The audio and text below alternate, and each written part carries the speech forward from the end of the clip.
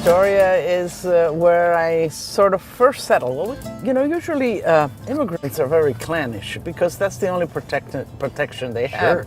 And they help each other and whatever. Long Island, we hear so many people who are still wedded to the stores that they went to either in Brooklyn or in Queens or in the Bronx, still going back for that experience that they had where they grew up, where their grandparents grew up. If you're going to cook an ethnic food, you must have the ingredients, the traditional ingredients, the ingredients that make that food, the spices, the vegetables that make that food whatever it is.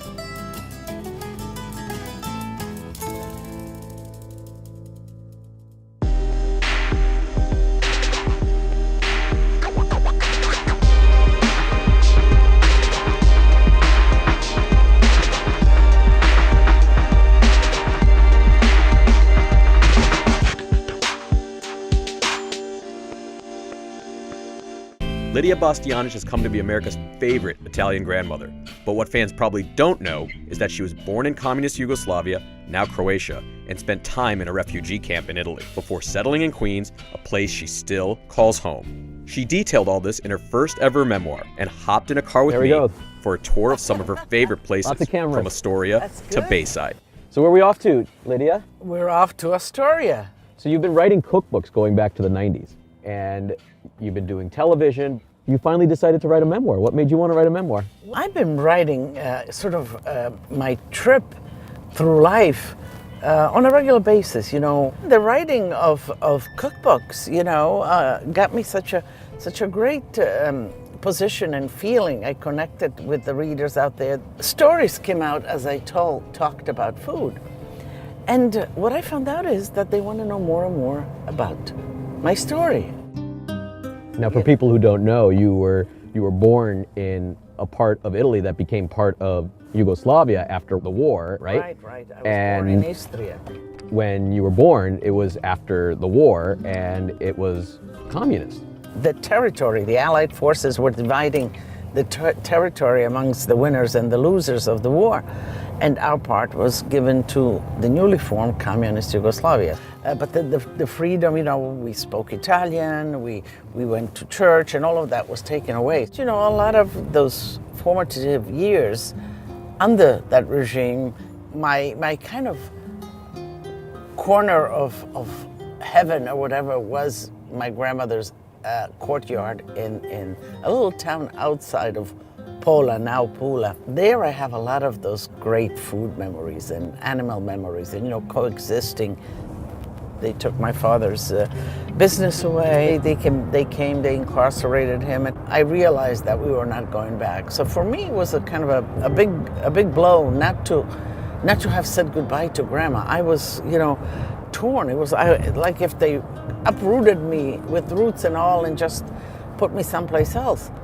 Cooking and eating the flavors that I remember from grandmother and thinking about the experiences that we had and all of that kept me connected, kept me close to the grandma that I didn't even say goodbye to.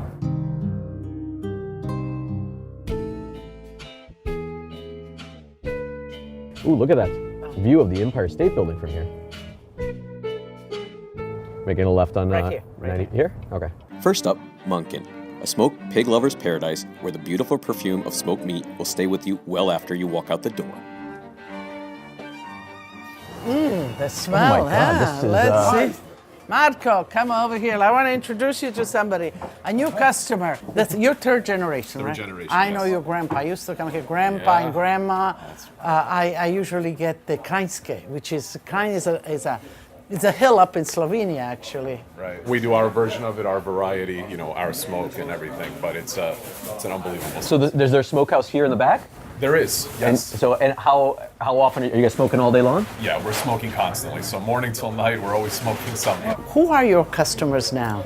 Our customers come from all backgrounds. It's so amazing. So Hungarian, Romanian, Serbian, Croatian, Slovakian, they come from all over. And what's great and what I love about our store is for so many people, this is home. This is what they're used to, what they grew up on. And for a lot of people, it's something new that we can introduce them to. When we started with maybe 10 different products. It was mainly a butcher shop. So we started with 10 products we were making.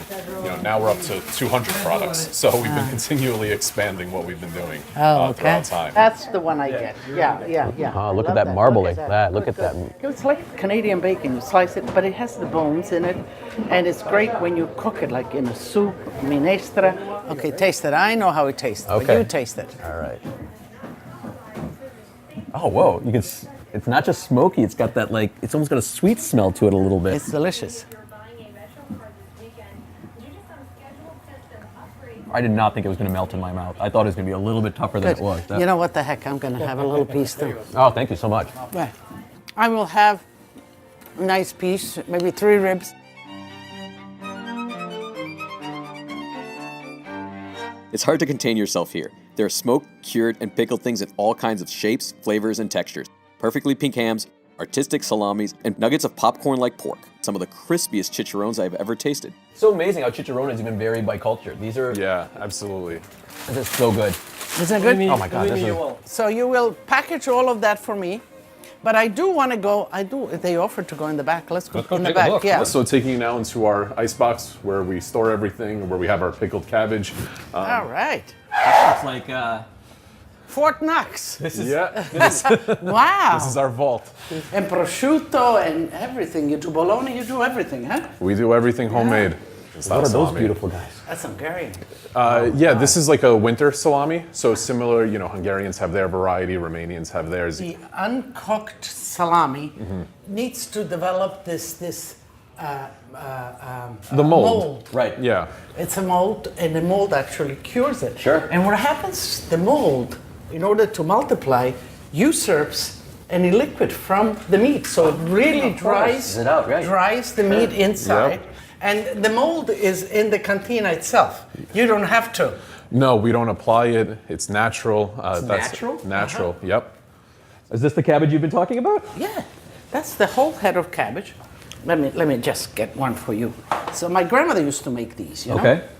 My grandmother used to make us drink the water from... It's probably good for you. Yeah, it has all that now, the probiotics and all of that. It was all in here. Monken is a meat museum, right down to the old school brick smoker.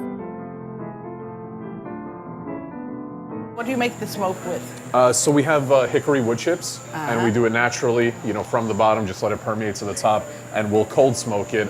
For these items, we'll hit it with a cold smoke, anywhere from 24 to 48 hours. The chicharrones are literally fried in their own fat. What are you holding there? Pig's ear. Pig's ears. Filled with pork and salt, it's time for cappuccino and Napoleon cake. So your first real restaurant job is actually in a bakery, correct? Right. In the book, you say you started out cooking or working in the restaurant as just doing behind-the-scenes stuff. But your love of icing starts from Duncan Hines cakes, right? Exactly. I did those. I was just so thrilled that I could make these great cakes. Remembering with Grandma making the Easter bread and all. It's a lot of work. And here, I just dumped in the box and I got myself a dessert.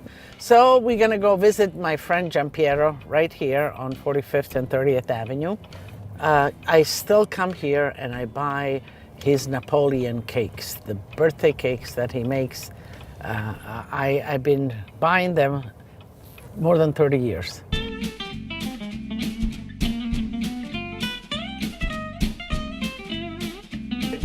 Caffè dolcino, come. Ehi, Giampiero, come sta? Bene, ciao tutti, come state? Tutti bene? He said, Lidia, when you're in Astoria, where do you go? What are your favorite places? This is one of my favorite places. With Lidia as your guide, you get invited behind the scenes. All right, we go in there. Lidia. How you doing? Piacere. Come stai? Un bel Napoleone, eh? Yes, I heard that's one of your favorites. My favorite, when I come here, birthdays at my house, I have your Napoleon. It's very simple. Nice, yes, it's a sfoglia. La sfoglia yeah. and the custard. cream. And you just... And we're going to cut it up. You can Now, what's try a this piece. folia? This Sfolia folia is is the- a French dough, basically, with layers. Okay. puff pastry. Puff pastry, right. Yes. Puff pastry. We make everything on premises. Just the sugar to top it off for a little decoration. It's as simple as that. Ah, Cheers. salute. While the shop at Gian Piero is only open during the day, the kitchen is a 24-hour operation that has stayed in the family for generations. Wow. All right. So you're the next generation? Yes, the next generation. All right. In the bakery, you Yeah, love I'm it? the bread baker.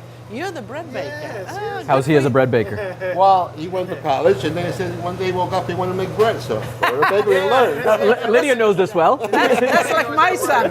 You know, college, Wall Street, and then he says, I'm not really happy. I want to be in the restaurant business. I says, okay. Well, I haven't missed a day's work since, so. Good. He won't That's- let you. No, exactly. Does he pay you good? Okay. You got to negotiate here. It's easy to see why Lidia regularly returns to Astoria. Gian Piero is not just a bakery, it's a connection to her Italian heritage, where she can relax and reminisce about old times over an espresso and some of the freshest Italian sweets I have ever tasted. One of the things I love about Italian pastries is the diversity in colors, textures, and shapes.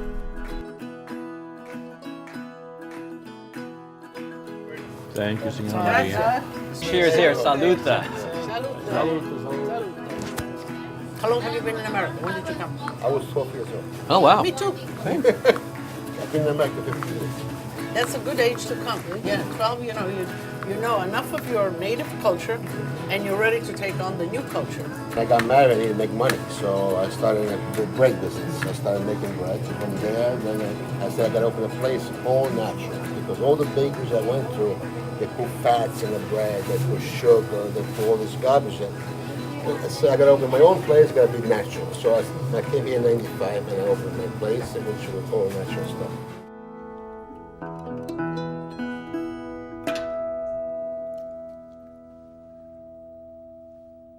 I remember one of the when you first started sort of having to start cooking for the family, you talked about foraging for herbs in Astoria. How do you feel comfortable, or do you just doing that in New York City? Well, we are talking about in 1958, 59, right. 1960. So kind of things were maybe not as polluted as they are now, and all of. But parks, I would go to parks, the Astoria Park, but also when we would take rides, once we got the car or somebody would have, we would go upstate. So we'd love that. And I had my little paring knife and dandelions and wild fennel and all of these things that people didn't know. I would collect. And in the fall, mushrooms. I still love foraging for mushrooms. We wrap up the day in Bayside at Vivo, a Mediterranean restaurant close to Lidia's home. Owned by Gito Nakai, who worked with Lidia at her first restaurant in the 1970s, Vivo is known for elegant fare in an upscale setting. It touts a menu of seasonal ingredients. We met head chef Valentino Ojkic, who happens to be raised on Long Island. He gave us a tour. Want to show what you're going to make for us? Sure, Come on, I follow want to me. show you the All right, kitchen. let's go. Come on, guys. Not too bad, right? Nice kitchen. Yeah. You're gonna So show we're us. gonna do one of our favorite brunch dishes. It's basically a green tomato. We've had fried green tomatoes, which is classic, like goodness. But we kind of switch it around. So what we do is we do a grilled green tomato, so it still sort of breaks down the hardness of what how unripe these tomatoes are. But Yeah, that's a generous portion there. like that, yeah. Little feta cheese around the plate. Okay. One of my favorite things, and actually that I get at Monken, is called, they do kashkaval, which is like We tasted it. Yeah, the Tasted some smoked kashkaval, kashkaval. yeah. Yeah. So yes. I'm pretty meticulous with everything. I kind of try to make a little cute circle. Oh, but it looks good like that. Yeah. Now this is sort of our fried green part. This is a farmed duck egg. Oh, wow. You get it out on Long Island? Where do you I get do. it? So Molaski's Farm in Calverton, if you're familiar. Okay. The runny yolk doubles as a sauce meant to bring home the tart flavors of the green tomato and the two types of cheese. The vegetables add more crunchy texture, but it's the ivar that brings the dish home. This is Ivar. Right? One Oh, of my we were favorite just things talking in the about whole that. world. Yeah, yeah. Ivar is, it looks like it's only tomato, but it's really not. It's so much more than that. It's eggplant and roasted peppers and a ton of lemon juice. So this is all roasted together, and onions and garlic and. Thank you, chef. Thank you, guys. All right, we're looking forward. Like Tavern on the Green in Central Park, Vivo sits in a space that is owned by the City Parks Department.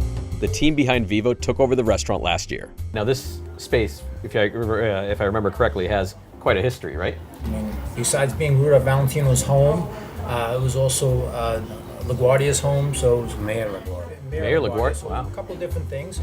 Valentino looks local for his ingredients, which often means Long Island. First up, little neck clams from Long Island, which are topped with bacon we tasted earlier in the day at Monken.